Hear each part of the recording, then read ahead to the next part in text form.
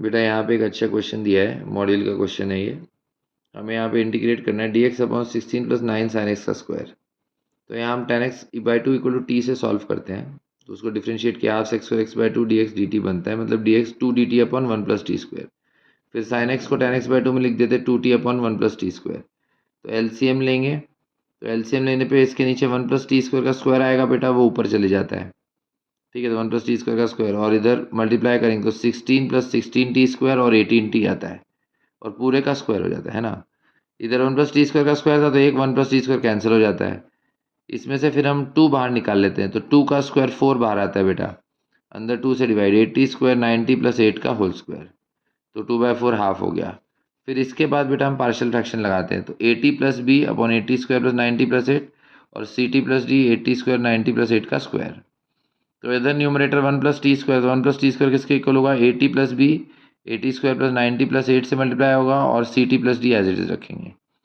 तो अब comparison of corresponding terms, यहाँ पे टी क्यूब का कोई भी टर्म नहीं है, मतलब टी क्यूब का कोफिशिएंट 0 हो जाएगा और इधर टी क्यूब का एक ही टर्म बन रहा है 8, ये पहला टर्म इधर पहले टर्म से मल्टीप्लाई है, तो मतलब 8 ए 0 हो गया, तो ए की वैल्यू 0।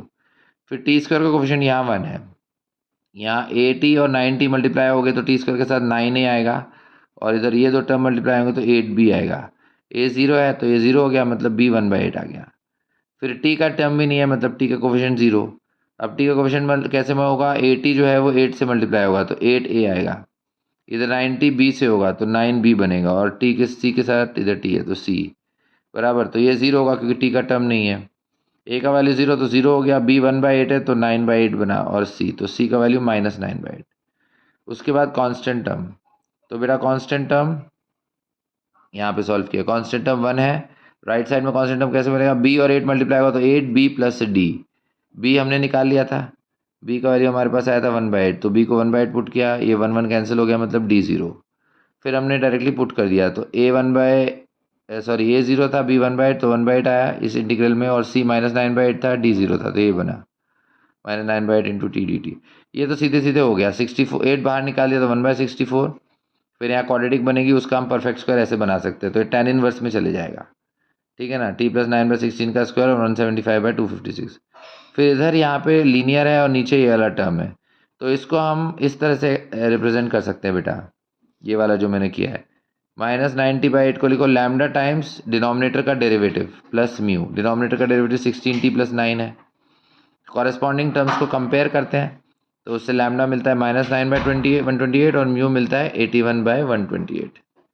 ओके, तो बेसिकली अब हम खाली ये वाला पार्ट ही सॉल्व कर रहे हैं, तो इसको हमने दो पार्ट्स में सॉल्व किया, लैम्डा इंटू उसका डेरिवेटिव, तो इसको अगर u लिया तो du/u² है तो ये हो जाएगा, और प्लस म्यू, म्यू का वैल्यू हमारे पास क्या था, ये 81/128, तो प्लस म्यू और नीचे यही पूरा टर्म आ जाता है, तो इस पूरे टर्म को हम आई बोल देते हैं, मतलब dt upon 80 square plus 90 plus 8 का स्क्वायर, इसको आई बोल देते हैं।